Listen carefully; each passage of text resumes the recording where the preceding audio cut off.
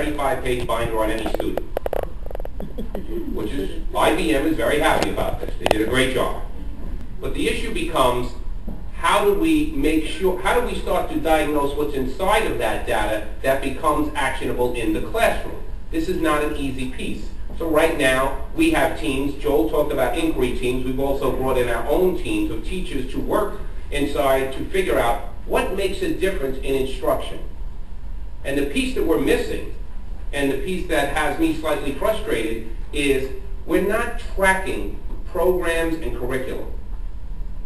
And that as a teacher, I taught for 12 years as an at-risk teacher. I taught English as an honors program, and I know the needs of those students were much different than the at-risk students I taught for 12 years. But what is clearly something that every teacher wants to know about, because this is what the discussions we always have, is do you have a program, do you have a curriculum that's going to make a difference with the children I'm teaching in this class?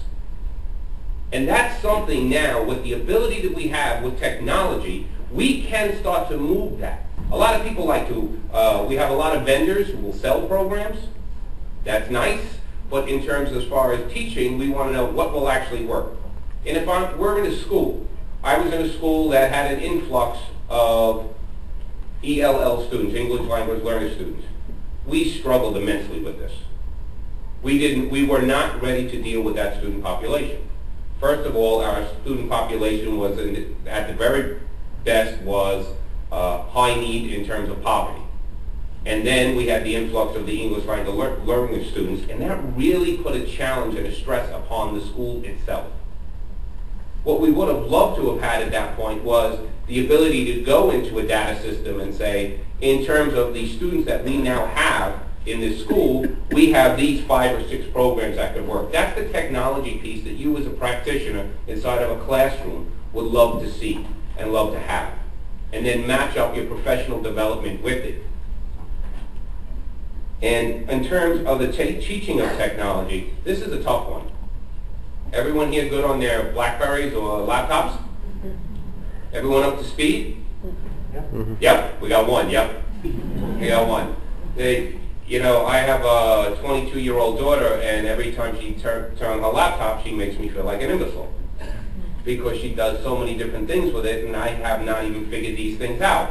So this is something where we need the professional development has to start to kick in. Because children do learn with technology now more than ever. And that is an engagement piece that is so much different.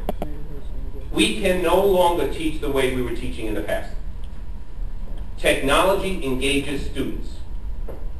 You can use it as a sequence. I see that most of the legislation that is out there right now being proposed in terms of ESEA is backed by the Career and Technical Education Association. That's a good thing, where you can take a sequence and engage students.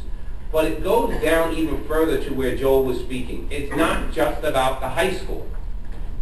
We have to get to the middle schools. And we need to integrate technology. Now, we keep speaking about this, and you hear this a lot. People always say we have to fix the middle school so therefore the high schools can do better.